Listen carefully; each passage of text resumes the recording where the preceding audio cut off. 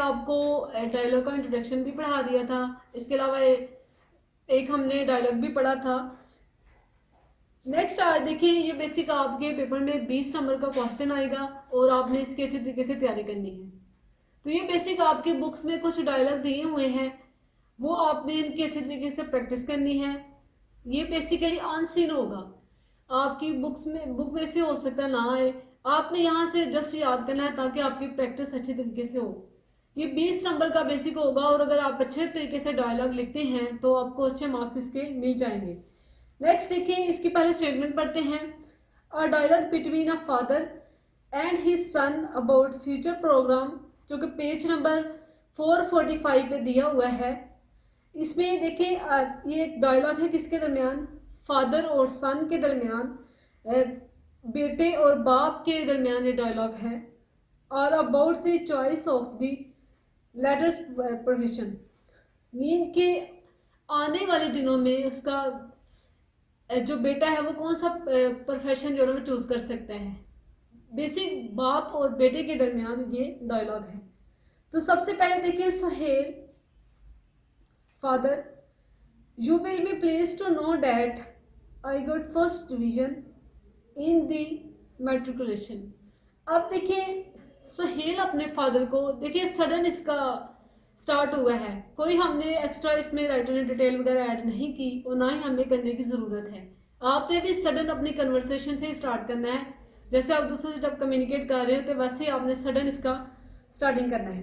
तो अब देखिए, वो बताता है, सुहेल अपने फादर को बताता है, you will be please to know that, आप ये जान के खुश होंगे कि मैंने एग्जामिनेशन में मैट्रिक के एग्जामिनेशन में फर्स्ट पोजीशन हासिल की है, फर्स्ट डिवीजन हासिल की है। और नेक्स्ट देखिए, इन फ्यूचर के बारे में अब सुहेल के क्या आइडियाज़ हैं वो अपने फादर से शेयर करता है।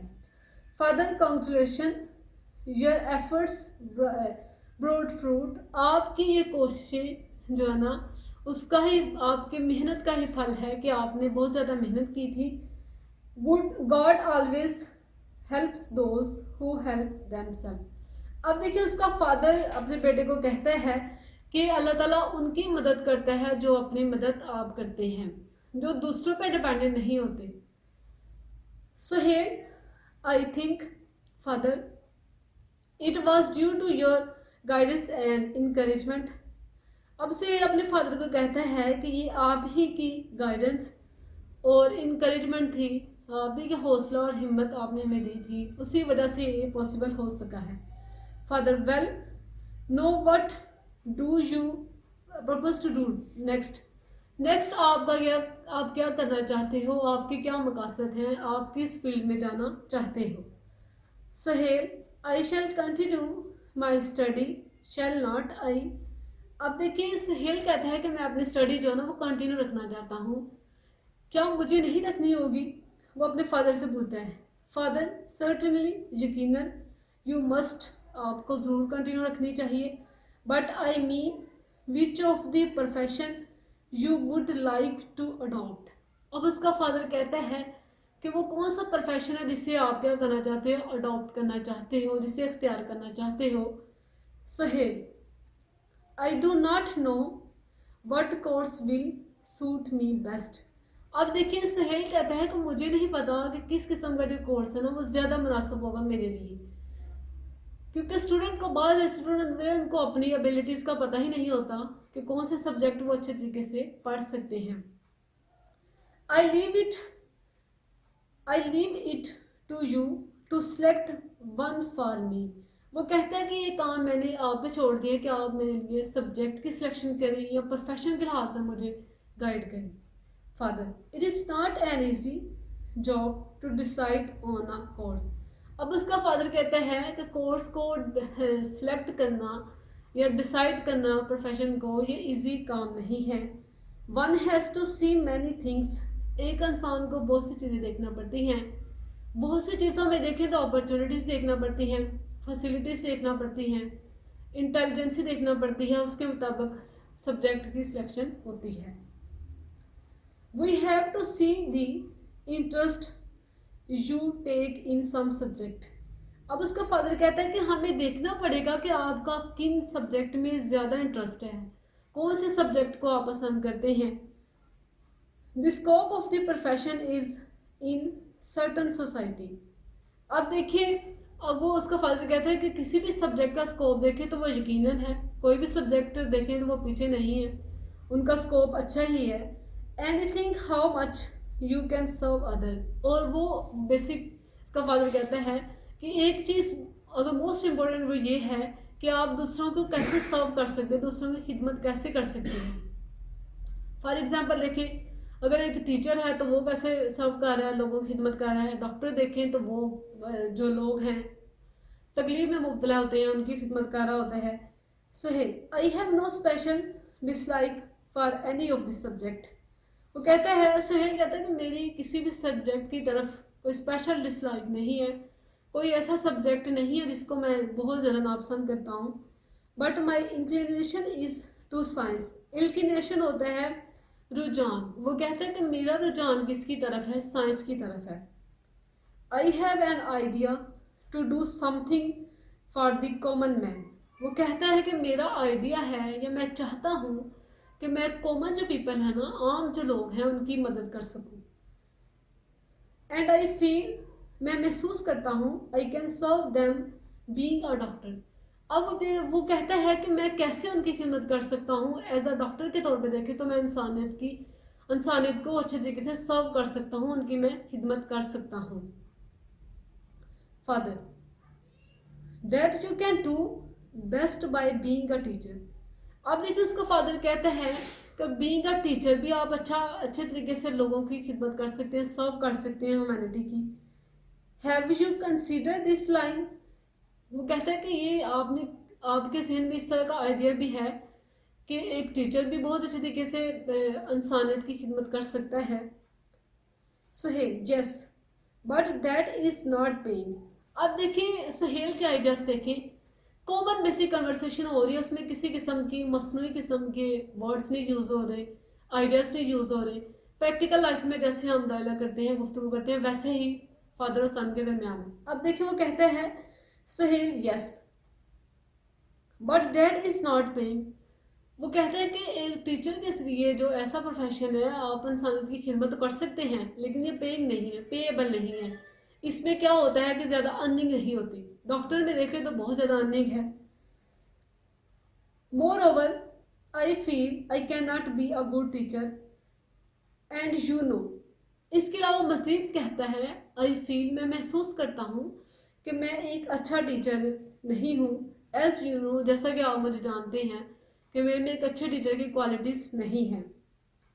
It is only a good teacher who can serve society in a better way. ये एक अच्छा टीचर ही हो सकता है जो क्या कर सकता है, सोसाइटी को अच्छे तरीके से गाइड कर सकता है।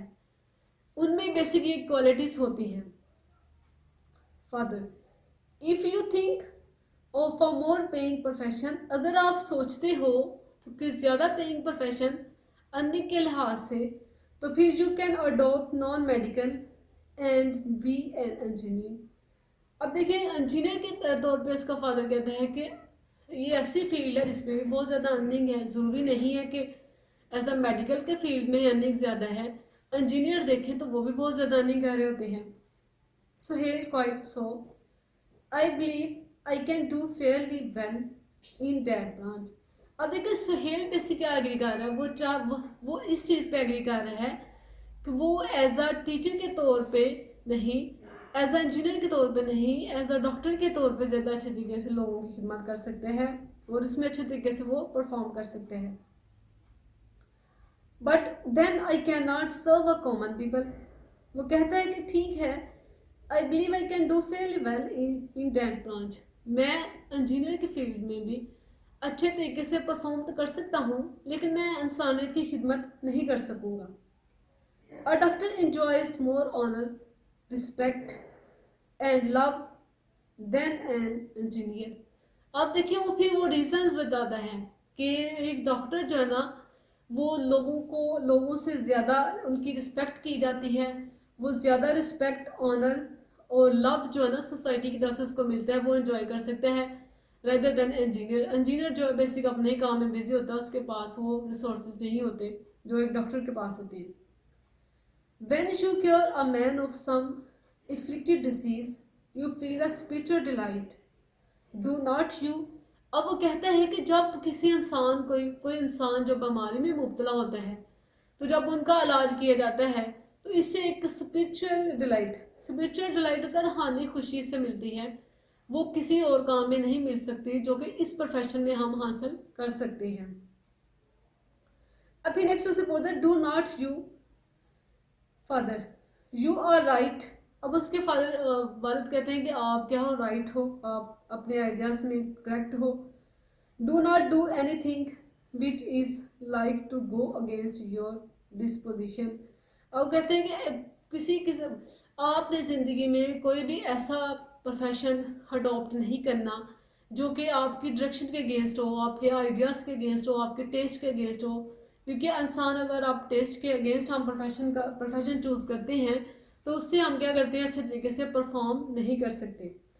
आई feel proud to learn that my son desire to serve human beings. आप देखिए उसका फादर कहता है कि मैं प्राइड महसूस करता हूँ, मुझे फ़ख्र है आप पे कि आप जो इंसानियत की खिदमत का जज्बा रखते हैं।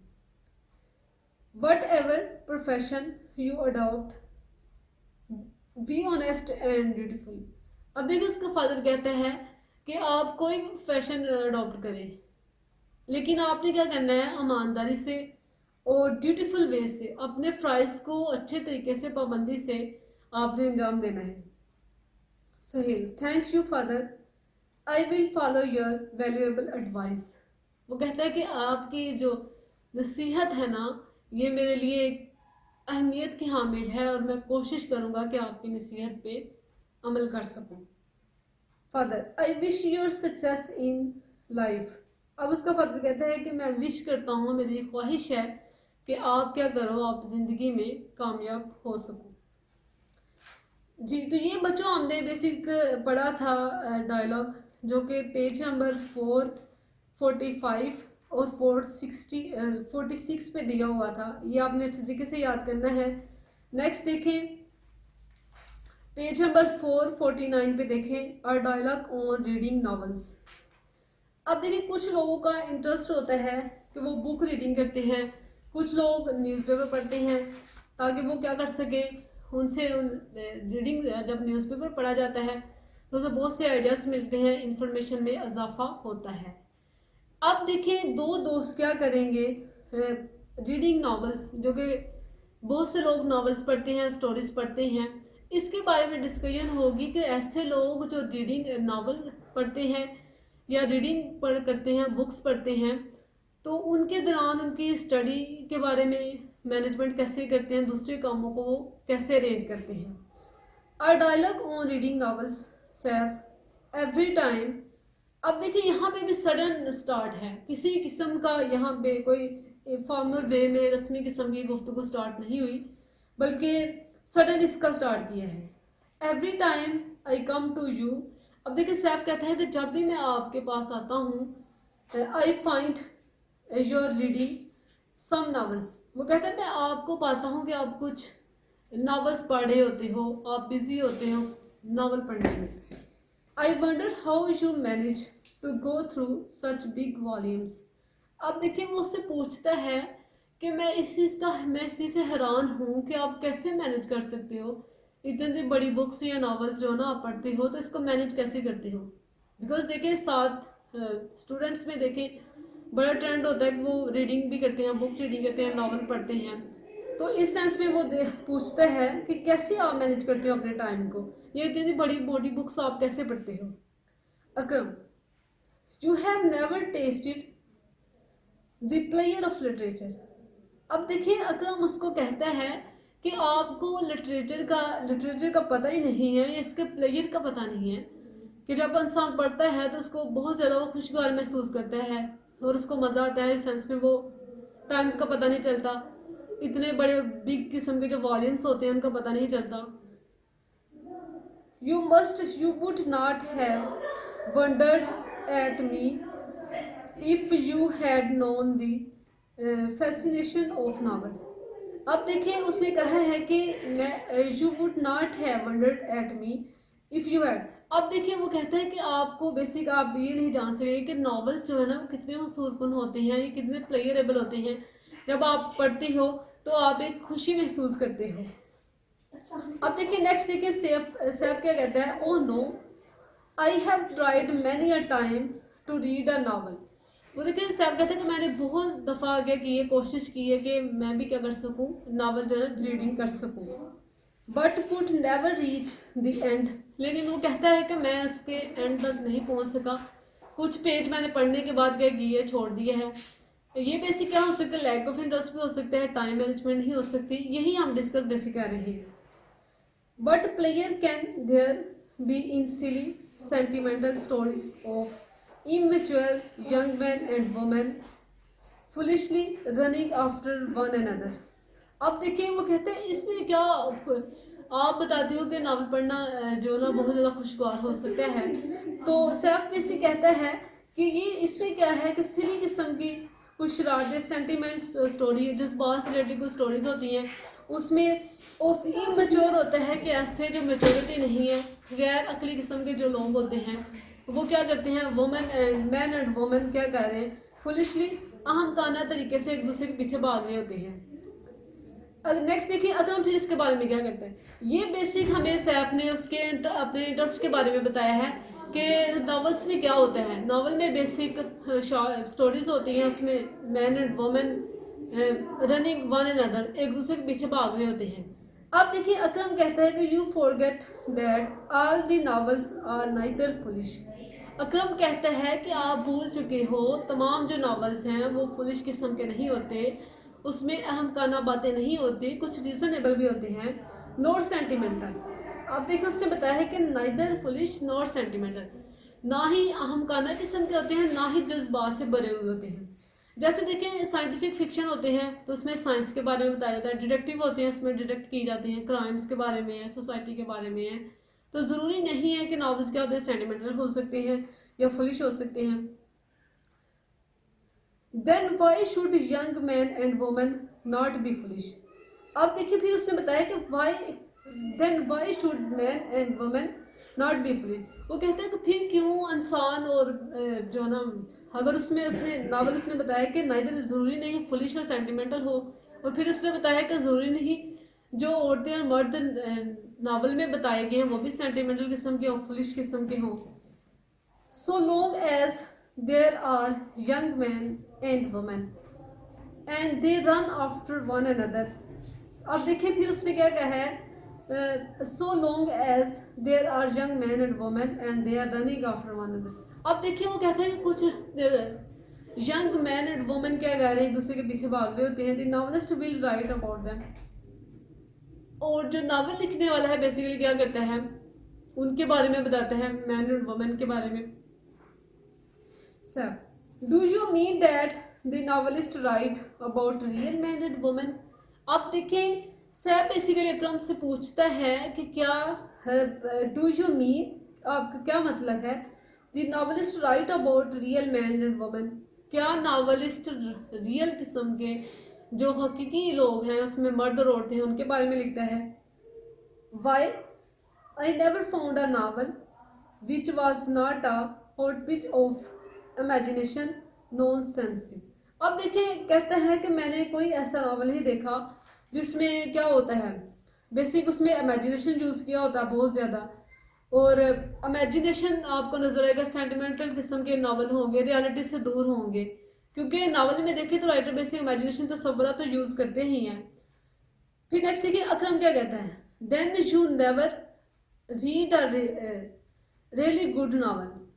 अब देखिए अकरम बेसिक से आपको कहता है कि इसकी ये रीज़न है कि आपने कोई अच्छा नावल ही नहीं पढ़ा जिसमें क्या किया हो, जिसमें बहुत अच्छे तरीके से राइटर ने मोरालिटी कन्वे की हो। The good novelist writes about real men and women। अब देखिए अकरम कहता है कि जो अच्छे नावलिस्ट हैं ना वो रियलिटी से लेते हैं अपने कैरेक्टर्स को, वो रियल लाइफ के जो मैन एंड वुमेन हैं उसके बारे में लिखते हैं, वो इमेजिनेशन में जाके नहीं लिखते, मीन कि वो जिन्नों और भूतों की बातें नहीं करते, वो इंसान ही के बारे में बताते हैं। If we look a little more carefully, अगर हम देखें कहते हैं केयरफुली, अगर इतिहास से हम सिलेक्शन करते हैं नावल की तो उसमें देखिए कि रियल जो मैन एंड वुमेन है उसके बारे में बताया गया है। Safe, I do not wish to know how a novelist work. कहता मैं इस चीज़ की ख्वाहिश नहीं करूँगा, मैं बेसिक इस चीज़ की ख्वाहिश नहीं करूँगा कि हाउ अ नॉवलिस्ट वर्क, कि एक नॉवलिस्ट जो है ना वो कैसे लिखता है, वो कैसे काम करता है। What do you read in novel, और मैं ये भी नहीं जानना चाहूँगा कि what do you read in novels, कि आप नावल में से क्या पढ़ते हैं। That is what I want to know, यही वजह है कि मैं जानना चाहता हूँ। आई वांट टू नो, मैं जानना चाहता हूँ। I think you only waste your time, वो बेसिक कहते हैं कि मैं ये जानना चाहता हूँ कि आप क्या गा रहे हो, जस्ट अपना वक़्त जो है ना वो ज़ाया कर रहे हो और कुछ भी नहीं है। क्योंकि देखिए बेसिक सैफ जो है वो बेसिक अगेंस्ट है नावल के, और अकरम इसके बारे में आर्गूमेंट्स बयान कर रहा है। अब फिर अकरम क्या कहता है, वंस अगेन यू आर रोंग, फिर कहता है एक दफ़ा फिर आप रोंग हो, आप गलत हो। Reading never waste your time, आप देखिए रीडिंग जो है कभी भी आपका टाइम जो है ना इससे वेस्ट नहीं होता, आप क्या करते हैं इससे सीखते हैं। जैसे बेगन कहता है कि कुछ बुक्स ऐसी होती हैं जिसको हम रीड करते हैं, और कुछ होती हैं जिसको हम डाइजेस्ट करते हैं, हजम कर लेते हैं, और कुछ बुक्स ऐसी होती हैं जिनको हम डाइजेस्ट भी करते हैं और be a part of our body, mean कि हमारे जिस्म का हिस्सा बन जाते हैं। अब देखिए बुक्स तो जिस्म का हिस्सा नहीं बनती, लेकिन उससे जो आइडियाज़ हम लेते हैं ना वो हमारी डेली रूटीन लाइफ का वो हिस्सा बन जाते हैं। Books of fiction have their own use, अब देखिए उसने बताया कि बुक्स ऑफ फिक्शन, फिक्शन होता है नावल, नावल की जो बुक्स हैं इनके भी अपने इस्तेमाल हैं, इनके अपने यूजेस हैं। इट इज़ इन नावल्स, ये नावल्स ही हैं, that you meet human nature, mean के उसने बताया है कि नावल के ज़रिए आप क्या कर सकते हो, ह्यूमन नेचर के बारे में जान सकते हो कि इंसान की जो नेचर है वो क्या है, और वो किस तबीयत का मालिक है, उसके आइडियाज़ क्या हैं, और वो सोसाइटी में क्या कर रहा है। द करेक्टर्स विच यू से और फिक्टेशन एंड अनरियल, अब देखिए उसने कहा कि करेक्टर्स के बारे में उसने बताया है कि जो क्या है अनरियल हैं, और ऐसे जो इमेजिनेशन से दूर हैं, मीन के रियलिटी से दूर किस्म के जो करेक्टर्स हैं वो हैं, आर नॉट रियली सो, और जो रियलिटी से पेश नहीं किए जाते। The novelist picks up his man and women from the real place, अब देखिए उसने कहा है कि जो नावलिस्ट होते हैं वो अनरियल वर्ड की बात नहीं करते, वो रियलिटी ही से लेते हैं। Pick up his man and women from the real people, असल जो लोग होते हैं ना वहाँ से वो अपने करेक्टर लेते हैं। ही हैज़ सीन एंड स्टडीड, अब देखिए जो राइटर क्या करता है अपनी स्टोरीज सोसाइटी से लेता है। राइटर बेसिक क्या करता है, he has seen and studied and portrait them as they really are, writer basic characters को सोसाइटी में देखता है, उसको स्टडी करता है, और स्टडी करने के बाद पोर्ट्रेट करता है, उसकी किरदारकशी अपनी बुक्स में करता है, और रियलिटी से फिर रियल तरीके से लोगों के सामने पेश करता है। Safe, all right but what do you get from his book, अब देखिए वो से पूछता है कि आपने बुक पढ़ी है तो उससे क्या हासिल किया है। आप इसके बड़े मीन के आर्गुमेंट्स देते हैं ना कि बुक रीडिंग बहुत फ़ायदेमंद है, बुक रीडिंग करनी चाहिए, नावल पढ़ने चाहिए, लेकिन आप देखिए वो कहता है कि अगर आपने बुक रीडिंग की है तो उससे आपको क्या फ़ायदा हुआ है। Akram, one can not live in isolation, सबसे बड़ा उसने इसका फ़ायदा ये बताया है कि एक इंसान जो ना वो तन्हाई में नहीं रह सकता, आइसोलेशन तो तन्हाई में। रीडिंग देखें आपको क्या करती है, तन्हाई से दूर कर देती है। आप बिज़ी होते हैं स्टडी में तो आपको इस किस्म की सिचुएशन का सामना नहीं करना पड़ता। फॉर एग्जांपल देखिए सिचुएशन बहुत ज़्यादा टेंस है, एनवायरनमेंट बहुत ज़्यादा टेंस है, आप समझ रहे हैं कि इस एनवायरनमेंट में आप रीडिंग ज़्यादा अगर प्रेफर करते हैं तो रीडिंग में अगर आप खुशगवार किस्म के डॉक्यूमेंट्स पढ़ रहे हैं, खुशगवार किस्म का कल्चर देख रहे हैं, तो उससे क्या होगा, आपको खुशी महसूस होगी और आपकी तन्हाई प्लस जो टेंस सिचुएशन है ना वो काफ़ी हद तक कम हो जाती है। If we are to live in a world of man and women, अगर हम इस दुनिया में रहते हैं, इस दुनिया के इंसानों औरतों और मर्दों में रहते हैं, we will have to know them and understand them. अब देखिए ऊपर जैसे राइटर ने बताया कि हमने है रियलिटी से ये लिए हैं, ये इनसे जो ह्यूमन है हमने रियलिटी से लिए हैं, तो अकरम फिर क्या कहता है, we will have to know them and understand them.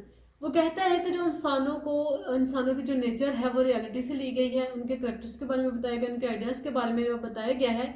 तो उनको बेसिक हमने क्या करना है, उन इंसानों को हम अंडरस्टैंड कर सकते हैं, उनकी नेचर को हम समझ सकते हैं, ताकि नेक्स्ट हम किसी किस्म की गलती नहीं कर सकें।